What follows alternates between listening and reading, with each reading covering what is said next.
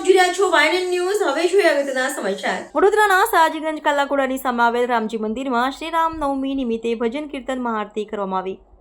વડોદરાના સયાજીગંજ કાલાઘોડા સર્કલ પાસે આવેલા વર્ષો જૂની રામજી મંદિર અને આજે રામનવમી નિમિત્તે મહાઆરતી કરવામાં આવી હતી. ભગવાને ખૂબ જ સરસ રીતે સજાવટ કરવામાં આવ્યા હતા. સાથે ભારતીય જનતા પાર્ટીના પૂર્વ પ્રમુખ ડોક્ટર વિજય શાહ પણ દર્શન કરવા પહોંચ્યા હતા અને ભક્ત દર્શન કરવા માટે મોટી સંખ્યામાં ઉપસ્થિત રહ્યા હતા. સાથે ધર્મયાત્રા મહાસંઘ તથા શ્રી રામજી મંદિર મહંત તેમજ ટ્રસ્ટીગણ દ્વારા વડોદરાવાસીઓને રામનવમીની શુભેચ્છા પાઠવી હતી.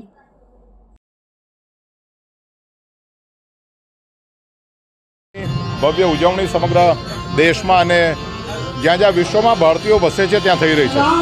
ચૈત્ર મહિનાની નવરાત્રિ, એ નવરાત્રિનો 9મો દિવસ એટલે રામનવમી તરીકે જ્યારે આપણે ઉજવીએ છીએ ત્યારે હું માનું છું કે વડોદરા એ ગુજરાતનું સાંસ્કૃતિક પાટનગર છે અને રાજેશભાઈ ગોયલ, શૈલેષભાઈ શુક્લ અને એમની સમગ્ર ટીમ દ્વારા કાલાઘોડા ખાતેના રામજી મંદિરને એક નવું ઊંચાઈ પર પહોંચાડવાનું કામ કરવામાં આવ્યું છે. આજે રામજી મંદિર ખાતે સરસ મજાની રામ ભગવાનના જન્મની આરતી અને કીર્તન થઈ રહ્યા છે. બપોરે 12 વાગે જ્યારે રામ ભગવાનનો જન્મ થશે ત્યારે હું માનું છું કે સમગ્ર દેશમાં હિન્દુઓ જે સનાતન સંસ્કૃતિ સાથે જોડાયેલા છે એમના માટે આ સૌથી મોટો આધ્યાત્મિક પર્વ છે અને આજના દિવસની રામનવમીની સૌને ખૂબ ખૂબ શુભેચ્છાઓ.